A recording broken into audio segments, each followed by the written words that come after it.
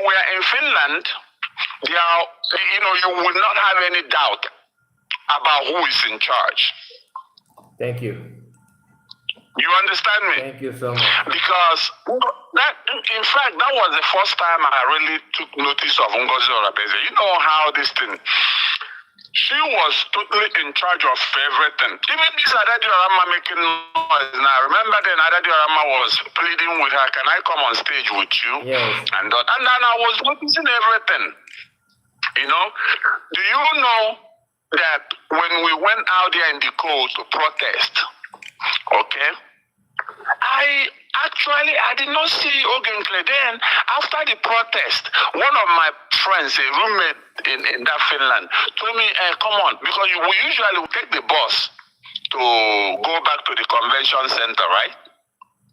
Do you mean that you did not see Nkere when you guys were protesting outside? No, he was not there. He was not there. I did not see him. I could be mistaken, but I went and looked through all the videos because I took some videos there. I did not see him. You are second person that I'm confirming that today. Another person have actually said the same thing here on this live broadcast, that he was not in that protest. The funny thing is that after that protest, that my friend, we were getting ready to go back to the I don't know we were going back to the convention or going back to our hotel.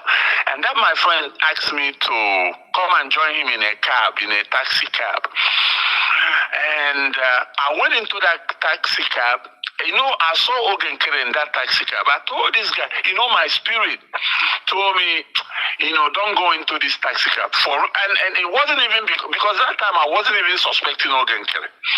But the reason I did not, I told my friend, okay, go inside that cab because it's a small cab. I cannot fit in, I'm a tall person, I told him, go inside that cab. The bus is more convenient for me, because I can't see myself squeezing with people inside a small cab, So it's all making sense now. Now, after the convention, I was still speaking with that my guy, man. But yesterday, I was trying to find out. I kept calling that guy. I asked him, I said, I haven't seen you in fundraising. What is going on? He said, well, I'm participating. But I'm going to call somebody now to see if he's still still with us, or maybe, because, this thing has taught me another lesson. Because you're talking with somebody doesn't mean that that person is with you. Okay.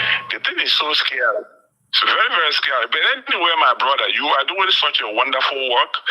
Continue. You are a very intelligent guy. And I grew up in Enugu too. I went to Ekulu High School, Enugu. Okay. So Enugu is my home too, because when I see what is going on there in Enugu now, in Hamufu, and this, I don't know where they get all these useless governors from. They are not saying anything. They just sit there and watch their people. This is why I can never leave this government. This is our only hope. Biafra is our only hope. And I'm glad I talked with you. Thank you so much. Keep up the good work, my brother, okay? Thank you, sir. God bless you. Thank you. God bless you. Thank you. I have to thank you guys, that super chat, but I forgot to mention your name before, so let me just quickly rush to that.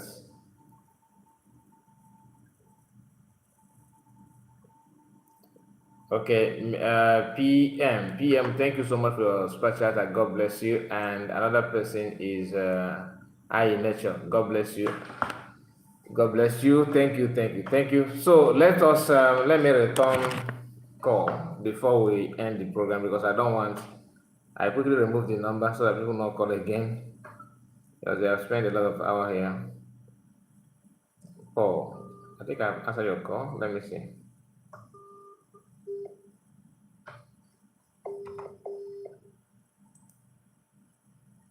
Hello, Kai. Hello, My brother. I'm not on your program because of maka protest a na-aga. Yes, just I come on my program. I just return on the call.